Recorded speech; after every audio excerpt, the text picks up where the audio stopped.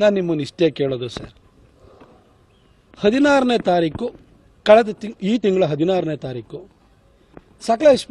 ಬೇಲೂರು ಹತ್ರ, ಬೇಲೂರು ತಾಲೂಕಿಗೆ ಸೇರಿದಂಥ ಯಾವ್ದೋ ಜಮೀನಲ್ಲಿ, ಜಯಮ್ಮನ್ ಅವ್ರ ಜಮೀನಿನಲ್ಲಿ ಮರವನ್ನು ಕಡಿದಿದ್ದಾರೆ ಅಂತ ಹೇಳಿ FIR ಆಗುತ್ತೆ.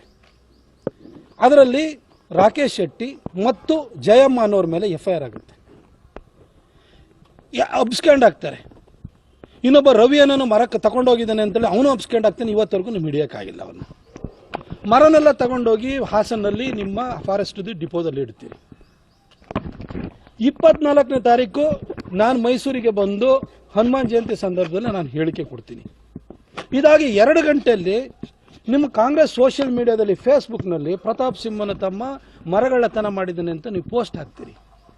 ಯಾರಿಗೂ ಗೊತ್ತಿಲ್ಲ, ನಿಮ್ಮ ಕಾಂಗ್ರೆಸ್ ಸೋಷಿಯಲ್ ಮೀಡಿಯಾದಲ್ಲಿ ಪೋಸ್ಟ್ ಬರುತ್ತೆ. FIR ಇರೋದು ಜಯಮನ್ ಮೇಲೆ, ರಾಕೇಶ್ ಶೆಟ್ಟಿ ಮೇಲೆ, ಇನ್ನೊಬ್ಬ ರವಿ ಅಂತ ಇನ್ನೂ ಅವನು ಅಬ್ಸ್ಕ್ಯಾಂಡ್ ಆಗಿರೋನು. ಪ್ರತಾಪ್ ಸಿಂಹನ್ ಸಹೋದರನಿಗೂ ಈ FIRಗೂ ಏನು ಸಂಬಂಧ ಇದೆ? ಆಯಿತು, ಅದಕ್ಕೂ ನಾನು ಸ್ಪಷ್ಟನೆ ಕೊಟ್ಟಾಯಿತು. ಕೊಟ್ಟಾದ ಮೇಲೆ 30ನೇ ತಾರೀಕು ಮಧು ಬಂಗಾರಪ್ಪನವ್ರ ಘಟನೆ ನಡೀತದೆ. ನನ್ನ ತಮ್ಮನ ಹೋಗಿ ನೀವು ಚೇಂಜ್ ಮಾಡಿ ಹಿಡಿಯೋಕೆ ಅಂತ ಹೋಗ್ತೀರಿ. ಏನು ನನ್ನ ತಮ್ಮ ತಲೆ ಮರೆಸ್ಕೊಂಡಿದ್ನ? 2 ದಿನ ಮೊದಲೇ ಹೋಗಿ ಫಾರೆಸ್ಟ್ ಡಿಪಾರ್ಟ್ಮೆಂಟ್ ಅವ್ರು ಕೇಳಿದಾಗ ಹೇಳಿಕೆ ಕೊಟ್ಟು ಬಂದಿದ್ದಾನೆ. ನಿಮ್ಮ FIR ಅಲ್ಲಿ ಅವನ ಹೆಸರಿದೆಯಾ? ಅವನ ಆರೋಪಿನ? ಹಾಗಾಗಿ ಅವನು ತಲೆ ಮರೆಸ್ಕೊಂಡಿದ್ದಾನಕ್ಕೆ ಮೊಬೈಲ್ ಆನ್ ಮಾಡ್ಕೊಂಡೇ ಇದ್ದಾನೆ. ಆ ಮೊಬೈಲ್ನ ಟ್ರ್ಯಾಕ್ ಮಾಡ್ಕೊಂಡಲ್ವ ನೀವು ಬೆಂಗಳೂರಿಗೆ ಹೋಗಿದ್ದು? ತಲೆ ಮರೆಸ್ಕೊಂಡಿರೋ ಮೊಬೈಲ್ನ ಆಫ್ ಮಾಡ್ಕೊಂಡು ಹೋಗ್ತಾರೆ ಸರ್. ಯಾಕೆ ಈ ರೀತಿ ದಾರಿ ತಪ್ಪಿಸುವಂಥ ಕೆಲಸ ಮಾಡ್ತೀರಿ? ನಾನು ನಿಮ್ಗೆ ಇಷ್ಟೇ ಹೇಳೋದು ಸರ್, ನಾನು ಹಿಂದೆನೂ ಹೇಳಿದೆ, ಕಳೆದ ವಾರನೂ ಹೇಳಿದೆ, ನೀವು ಇಲ್ಲಿಗೆ ನಿಲ್ಲಲ್ಲ ಸರ್. ನಿಮ್ಮ ಮಗನ ರಾಜಕೀಯ ಭವಿಷ್ಯಕ್ಕೋಸ್ಕರ ಪ್ರತಾಪ್ ಸಿಂಹನ್ನ ಎಲ್ಲ ರೀತಿಯಲ್ಲೂ ಕೂಡ ತುಳಿಯೋದಕ್ಕೆ ನೀವು ಪ್ರಯತ್ನವನ್ನು ಮಾಡ್ತೀರಿ.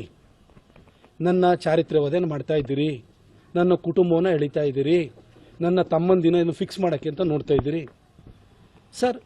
ನನ್ನ 3 ಗಂಟೆಗೆ ಅರೆಸ್ಟ್ ಮಾಡಿದ್ದಾರೆ. ಇವತ್ತವರೆಗೂ ಕೋರ್ಟಿಗೆ ಯಾಕೆ ಸರ್ ಪ್ರೊಡ್ಯೂಸ್ ಮಾಡಿಲ್ಲ? ನಿಮ್ಮ ಹತ್ರ ಅಷ್ಟೊಂದು ಎವಿಡೆನ್ಸ್ ಇದ್ಮೇಲೆ ಸರ್. PCCFಗೆ ನಾನು ಮಾತಾಡ್ತಾ ಇದ್ದೀನಿ, ರಾತ್ರಿಯಿಂದಲೂ ಮಾತಾಡ್ತಾ ಇದ್ದೀನಿ. ಈಗ ಕರ್ಕೊಂಡೋಗ್ತೀವಿ. ನಿಮ್ಮ ತಮ್ಮನಿಗೆ ನಾವೇನು ತೊಂದರೆ ಕೊಡಲ್ಲ. ಅಲ್ಲ, ತೊಂದರೆ ಕೊಡಲ್ಲ ಅಂದಮೇಲೆ ಇಷ್ಟೊತ್ತವರೆಗೂ ಯಾಕೆ ಇಟ್ಕೊಂಡಿದ್ದೀರಿ ಸರ್? ಯಾವ ಒತ್ತಡವನ್ನು ಹೇಳಲಿಕ್ಕೆ ಅಂತ ಹೊರಟಿದ್ದೀರಿ ಸರ್? ಸರ್, ಇವಾಗ ನನ್ನ ತಮ್ಮ ಆಯಿತು, ಕಳೆದ ಸರಿ ನನ್ನ ಮೇಲೆ 2 ಕ್ರಿಮಿನಲ್ ಪ್ರಕರಣ ಹಾಕಿದ್ರು ಹುಣಸೂರಿನ ಹನುಮಾನ್ ಜಯಂತಿನ ಇಟ್ಕೊಂಡು. ಸರ್, 2 ಕ್ರಿಮಿನಲ್ ಪ್ರಕರಣ. ಅವತ್ತೇ ನನ್ನನ್ನು ರಾಜಕೀಯವಾಗಿ ಮುಗಿಸೋದಕ್ಕೋಸ್ಕರ ಕ್ರಿಮಿನಲ್ ಪ್ರಕರಣನ ದಾಖಲು ಮಾಡಿರಿ. ಅಡಿಷನಲ್ SP ಕಾಲ್ ಮೇಲೆ ನಾನು ಇನೋವಾ ಕಾರ್ ಹಚ್ಚಿದ್ದೀರಿ ಅಂತ ಹೇಳ್ಬಿಟ್ಟು ನನ್ನ ಮೇಲೆ ಸುಳ್ಳ ಕೇಸ್ ಹಾಕ್ತಿದ್ರಿ ನೀವು. ಅವತ್ತು ನನ್ನನ್ನು ಮುಗಿಸಕ್ಕೆ ನೋಡಿದ್ರಿ, ಆಗಲಿಲ್ಲ.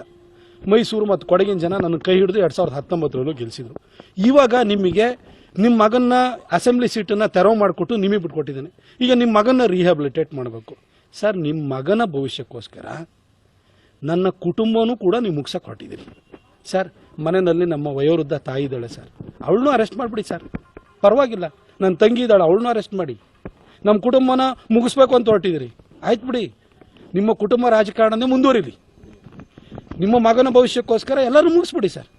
ಆದರೆ ನಾನು ನಿಮಗೆ ಇಷ್ಟೇ ಹೇಳಲಿಕ್ಕೆ ಬಯಸ್ತೀನಿ ಸರ್. ಸರ್, ನಿಮಗೆ ಮುಂದೆ ಭಾಳಷ್ಟು ದಾರಿಗಳಿಲ್ಲ ಸರ್. ನನ್ನನ್ನು ನಿಮ್ಮ ಕೈಲಿ ಸೋಲ್ಸೋದಕ್ಕೆ ಕೊಡಗು ಮೈಸೂರಿನ ಜನ ಬಿಡಲ್ಲ ಸರ್. ಆ ತಾಯಿ ಚಾಮುಂಡಿ, ಕಾವೇರಿ ತಾಯಿ ಬಿಡಲ್ಲ ಸರ್. ನೀವು ನನ್ನನ್ನು ಈ ರೀತಿ ಎಲ್ಲ ತಂತ್ರಗಾರಿಕೆಗಳನ್ನ ಮಾಡಿ ಮುಗಿಸೋದಕ್ಕೆ, ಇಲ್ಲ ನನ್ನನ್ನು ಜೀವನ ತೆಗಿಲಿಕ್ಕೆ ನೀವು ಪ್ರಯತ್ನ ಮಾಡ್ಬೋದು ಅಷ್ಟೇ.